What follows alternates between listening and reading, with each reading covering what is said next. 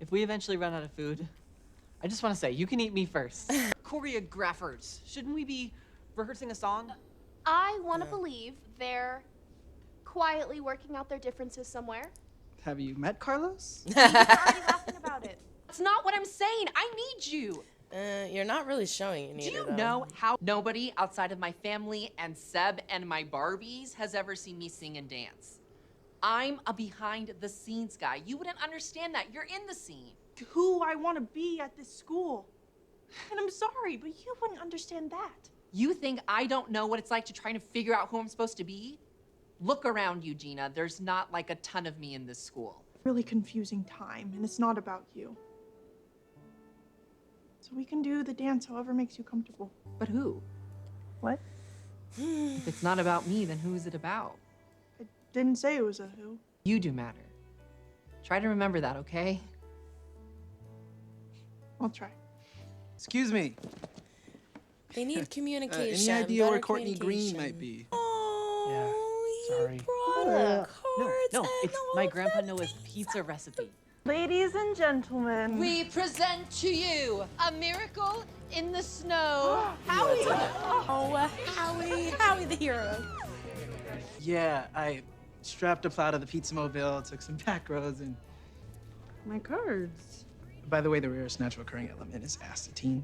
Just thought maybe you could use a head start. I'm gonna... Yeah. Everyone, that was an alert from my farmer's almanac. It says if the roads are clear. Thanks. Later. Hey, you want to ride home? Yeah, I guess I'm still figuring that out. Oh, do you want to talk about it? She'll talk about it when she's ready, but some people just never talk. And for someone like Gina, who's been so used to being alone and never having close-knit friends, I don't think Ashlyn's gonna have to keep pumping for that information. You're still leaving. You're still smiling. Last bus to Denver, now boarding. Last bus She to gonna Denver, now go? I thought she was gonna stay. I'm telling you, I feel like she's gonna get off. She's not gonna go. Trying to be somebody else.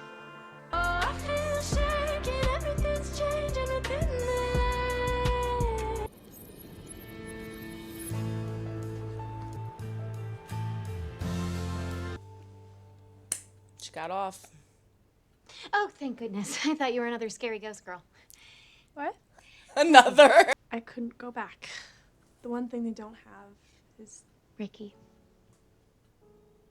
you. No. Aww. EJ and Carlos and Seb. This is my home. What's the new dream? Is it okay if I don't know yet? Before you say anything, I do want to be honest with you. Always. Ricky, I'm The not. truth is, Ricky, I have miss to you tell so something. much, Nini. And I wish you were staying home with me forever. Where are you right now? Home? Why? Stay there. Aww. Great episode. Loved it. I love how this show has masterfully incorporated every single character in every single episode now. Even if we only get a few lines or a silly joke or whatever it may be, we always have a moment with each character. And I really, really like that because I don't like choosing. I am in love with the idea. If it wasn't in concrete, in stone, in my previous reactions, Mazzy and Miss Jen, I'm shipping it, and I hope it happens by the end of the season. I love them together. They're freaking hysterical. Them separately are fantastic, but together, I just feel like they could be a power couple to be reckoned with, and I'm looking forward to it. Big Red and Ashlyn are my second favorite power couple. They're amazing. They're so cute. These little moments they have where they think no one else is listening, or they don't even care if anyone else is listening, I guess. They're just so in the moment with each other. Maybe we should hold each other for warmth.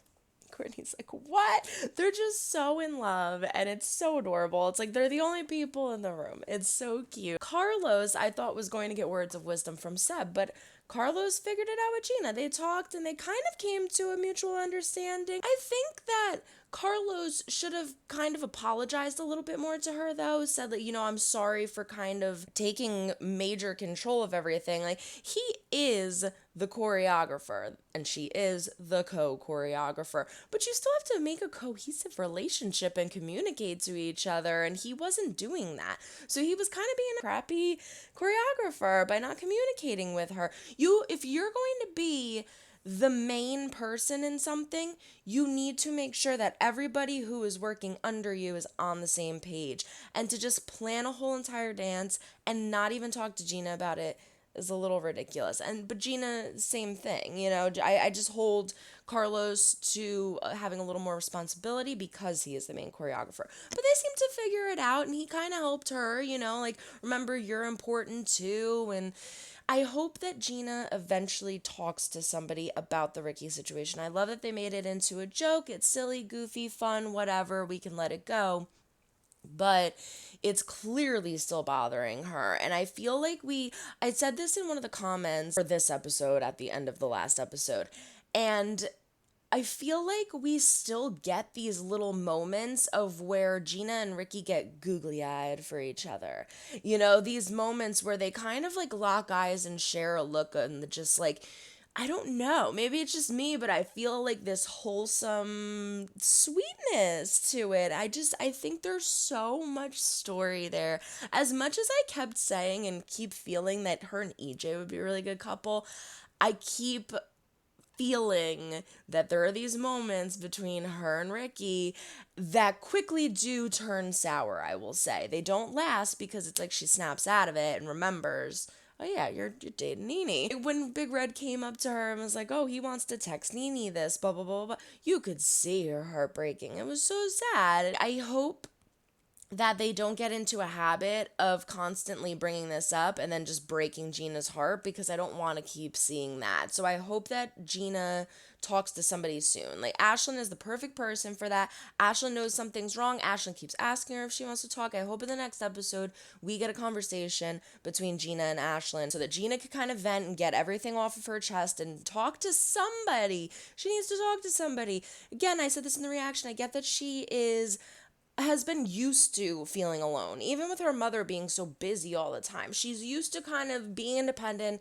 taking control of her own life, making her decisions, and just pushing forward. She never seems to ever have a strong friendship or connection with anybody. This is the place that she's finally has that in. This is the only place that she's stayed in long enough, I feel, because she said that something crazy. It was 10 schools in a few years. If someone can confirm that in the comments, I forget exactly what it was, but it was a crazy amount of schools in a very little short amount of time. So I think she needs to have a good conversation event and get something off of her chest and help her just to say it out loud sometimes help you help yourself work through it when you can say things like that out loud. So I hope that we get that and we don't keep seeing Gina being tortured. I really don't want to see that anymore. Howie, sweetheart. He got all of Courtney's texts. He brought her flashcards. He brought them pizza. He put I love how he just nonchalantly was yeah, I threw a plow on the pizza mobile and made a bunch of pizzas and found your cards and got to you in the snowstorm through a bunch of back roads, and it was a piece of cake. No problem. It was so cute. I love that. And I love that Courtney is I feel like she's kind of picking up on it, but at the same time, she's so focused on going for what she wants and focusing on herself, which I love also, because you are number one. But I think she's starting to pick up on it more now. She's starting to realize, hey, this guy's doing a lot for me. He's putting in a lot of effort in certain situations that friends wouldn't go. He's going above and beyond friendship terms, I feel. So I think we're going to get a little chemistry and a little something between them next. EJ, I've been calling it since first or second episode.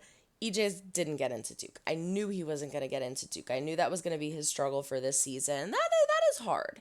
That is really hard, especially when your whole family legacy has been Duke. Your grandparents were Duke, your parents were Duke, and now you have to tell them that you're not going to continue on that legacy. To be in a family like that, fortunately, I was never in a family where they were you have to go to this college or else you're shit.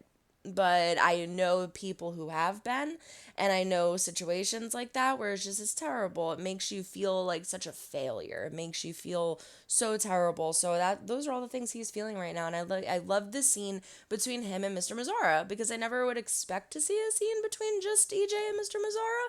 EJ doesn't seem like a Mr. Mazzara kind of guy. I don't know, but I love the scene between them. I love the dialogue, and I think he helped him a lot. I think EJ is going to take his advice and probably join the team over there and see if maybe he can explore other things. And I hope that he finds happiness with that, because I love EJ. EJ is one of my favorites. I wish for happiness for EJ. Last but not least, Ricky and Nini. So Ricky's trying to be the sweet guy in the whole episode, not tell her to stay, or not necessarily tell her to stay, but not tell her that he wants her to stay because he doesn't want to influence her decision in going or staying. He is under the impression that she loves it at Yak, and Yak is this amazing school, which it is apparently, but not to Nini because it's depressing. They have mute Mondays. They're very, very strict. It's not necessarily the kind of learning environment that she is used to, that she thrives in. Am I surprised that she got off the bus and stayed? No. Am I surprised they pulled it this quickly into the season? Yeah, we're on the 4th episode. She got into this amazing, amazing performing arts school, and she's been there. Ricky said that her kiss would last him through March. And we started off with a New Year's Eve episode. So it's been 3 months.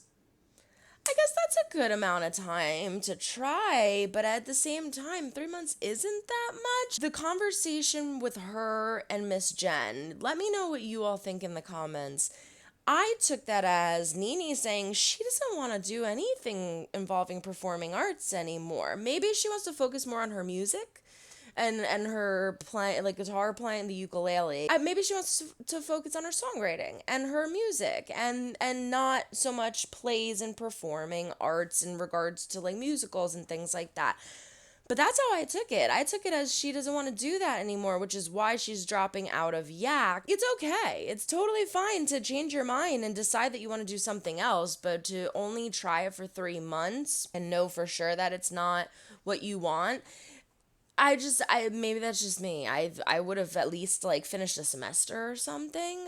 Your parents, like she's always saying my parents paid for it. Like, if your parents paid for the semester, just finish out the semester at least. I don't know. Maybe that's going to change. Maybe she's going to go back. Maybe she'll talk to the jerky teacher and he'll be like, no, stay. You have potential. I don't know. We'll have to see. But I just felt like that whole thing was very quick. Like, oh, I don't want to go. Okay, well, now I'm back. I don't know. I didn't like that.